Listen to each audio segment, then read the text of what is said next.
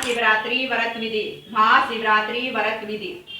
फागुन कृष्ण पक्ष चतुर्दशी को शिवरात्रि का महोत्सव मनाया जाता है। त्रयोदशी को एक बार भोजन करके चतुर्दशी को दिन भर अन्न ग्रहण नहीं करना चाहिए। काले तिलों से स्नान करके रात्रि में विधिवत शिव पूजन करना चाहिए। शिव जी के सबसे प्रिय पुष्पों में सदार, कनेर, बेलपत्र तथा मोलश्री है।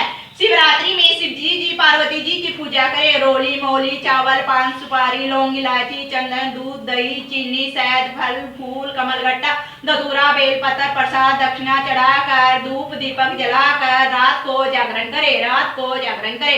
तब ब्राह्मण से पूजा पाठ करवावे। 4 बार आरती उतारे। 4 बार आरती उतारे। शिव जी का भोग लगाकर सबको प्रसाद बांटे। शिव जी पर पका आम चढ़ाने से विशेष फल प्राप्त होता है। शिवलिंग पर चढ़ाए गए पुष्प, फल तथा जल को नहीं ग्रहण करना चाहिए। शिव जी पर चढ़ाए गए पुष्प, फल तथा जल को ग्रहण नहीं करना चाहिए।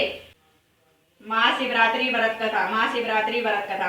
प्राचीन समय में एक नरसिंह बलहेरिया रहता था जो नित्य प्रति अनगिनत निरपराध जीवों को मारकर अपने परिवार का पालन पोषण करता था। एक बार पूरे जंगल में विचरण करने पर भी जब उसे कोई शावक मिला तो एक तालाब के किनारे रहने लगा। उसी स्थान पर एक बेल वृक्ष के नीचे शिवलिंग स्थापित था। बेलिये ने उसी वृक्ष की शाखा पर चढ़कर अपनी आवाज सतली बनाने के लिए बेल पत्रों को तोड़ते हुए शिवलिंग को आच्छादित कर दिया। दिन भर की भूख से व्याकुल उस बेलिये का इस प्रकार शिवरात्रि का व्रत पूरा हो गया।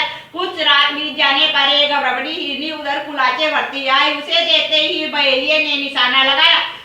झिझकती व्याकुल हिरनी तीन वाणी में बोली, हे व्याघ्र, मैं अभी गाभिन हूँ, परस पीला समीप है, इसलिए इसमें मुझे मत मारो। पर्जन क्रिया के बाद शीघ्र ही आ जाऊंगी। बहेलिया उसकी बातों को मान गया। थोड़ी रात व्यतीत हो जाने पर एक दूसरी मरगी उस स्थान पर आई। पुनः बहेलिया ने निशाना साधते ही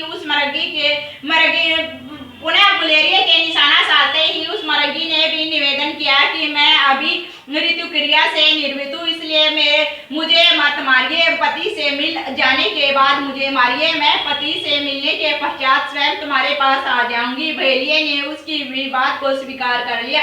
रात्रि की तृतीय बेला में एक तीसरी छोटे छोटे बच्चों को लेकर उसी जलाशय में पानी पीने आई। बहेलिया ने उसको भी देखकर धनुष मान उठा लिया तो वह हिरनी कातर स्वर में बोली, हे व्याघ्र, मैं इन बच्चों को हिरण के संरक्षण में कर आऊं तो तुम मुझे मार डालना। बहेलिये ने उसके इन वचनों से प्रभावित होकर उसे भी छोड़ दिया। प्रातः काल के समय एक साथ 3 मासल बलवान हिरण उसी सरोवर पर आए। बहेलिये ने पुनः अपने स्वभाव अनुसार उन्हें मारना चाहा। यह क्रिया देखते ही एक हिरण व्याघ्र से प्रार्थना करने लगा, हे व्याघ्रराज, मुझसे पूर्व आने वाली 3 हिरणियों को यदि तुमने नहीं मारा तो मुझे भी मत मारिए, अन्यथा वे तुम्हारे द्वारा छोड़ दी गई है तो मुझे भी छोड़ दीजिए, नहीं तो मुझे भी मार दीजिए, मैं ही उनका सहचर हूँ। फिर भी आपको यदि हमें मारना है तो मारिए, हम परिवार तुम्हारे पास आपकी सेवा में आ जाएंगे। हिरण की करुण वाणी सुनकर बहेलिये ने रात भर बीती बात कह सुनाई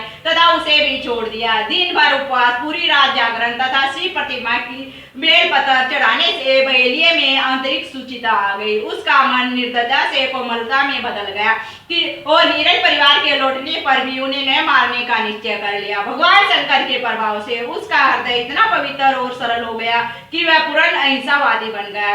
उधर हिरणियों से मिलने के पश्चात हिरण ने बहेलिये के पास आकर अपनी सत्यवादिता का परिचय दिया। उनके सत्यवाद से प्रभावित होकर व्याघ्र अहिंसा परमो धर्म का पुजारी हो गया। अहिंसा परमो धर्म का पुजारी हो गया। भगवान शंकर ने 2 पुष्पक विमान भेजकर बहेलिया तथा मरक परिवार को शिवलोक का अधिकारी बनाया। भगवान शंकर ने 2 पुष्पक विमान भेजकर बहेलिया तथा मरक परिवार को शिवलोक का अधिकारी बनाया। बोलो शिव जी महाराज की, बोलो शिव जी महाराज की, बोलो शिव जी महाराज की।